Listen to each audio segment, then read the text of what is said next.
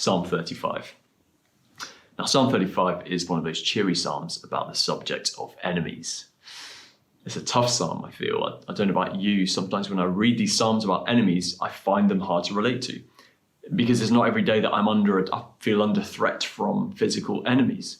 But what I want to suggest is, how about we reframe it from enemies to just people we find difficult, people we find hard. Not you and me, of course, but those people who we struggle with, or maybe the times when you've had to hear hurtful words. And with that in mind, let's read the psalm. We can't read the whole thing, it's long, but let's begin with the first few verses. Contend, Lord, with those who contend with me. Fight against those who fight against me. Take up shield and armor. Arise and come to my aid. Brandish spear and javelin against those who pursue me. Say to me, I am your salvation. I am your salvation. I don't know about you, but when I'm under attack, even if it's just like verbal accusation, I'm so often tempted to retaliate. I want to retaliate. I want to get back at them. But what I find challenging about these verses is our desire to retaliate is redirected. We're reminded that God cares, that God protects us, that God fights for us, that he is our salvation. And it reminds me of those verses in Ephesians chapter 6. I don't know if you're familiar with the passage towards the end of Ephesians chapter 6, where Paul is talking about the armor of God. And there's this sense that actually when we come up, whatever we face, God has given us armor to withstand whatever it is that is thrown at us, whatever it is that we face, whatever it is that comes against us. God has provided us with all the protection, even tools for spiritual battle that we need. He is our shield, our armor, our spear, our javelin. He is our salvation.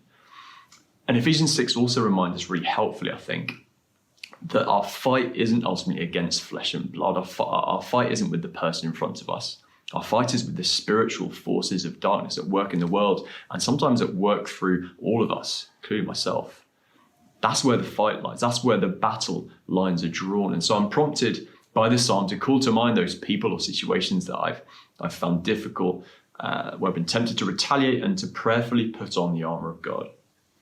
To ask him, what is it that I need in this situation? What is it I need from God to be able to withstand all that the enemy might throw against me, the spiritual enemy might throw against me, and to respond not in retaliation, but to respond in love.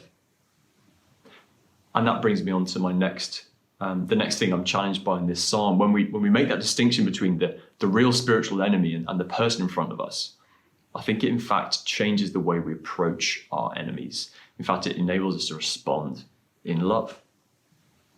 And we see it, I think, in this psalm in verses 12 to 14. David says this: they repay me evil for good and leave me like one bereaved.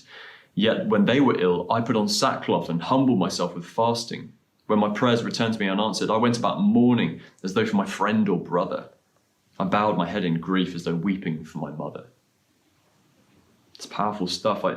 This psalm, not all of it I would want to necessarily pray in the way David does, but these verses, it strikes me that what we see is a real, intense and genuine love for his enemy. That even though when he was receiving nothing but threats and attack, he was responding in earnest, heartfelt prayer and weeping with them, for them.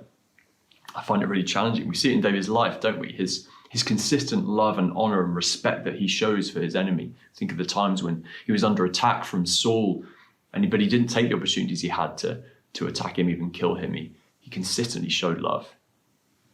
And what's awkward is that the enemies David is describing are not the enemies without, they're the enemies within, if you like. They are the enemies in his own people. How do we know that? Well, in verse 16 he says, like the ungodly, they maliciously mocked, they gnashed their teeth at me. Like the ungodly, meaning they were supposed to be the godly. These were his people, behaving like the people who were against him, the people who were ungodly, the people who were enemies of the people of Israel.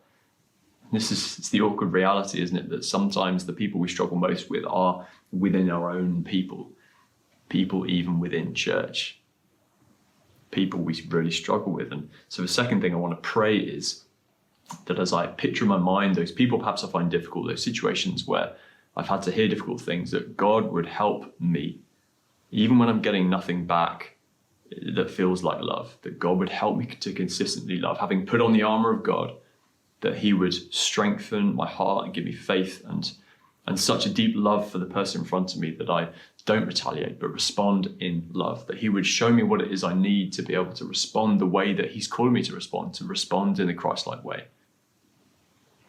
So just simply a couple of ways I would want to pray this psalm. I encourage you to have a little read and pray. God bless. I'll see you soon.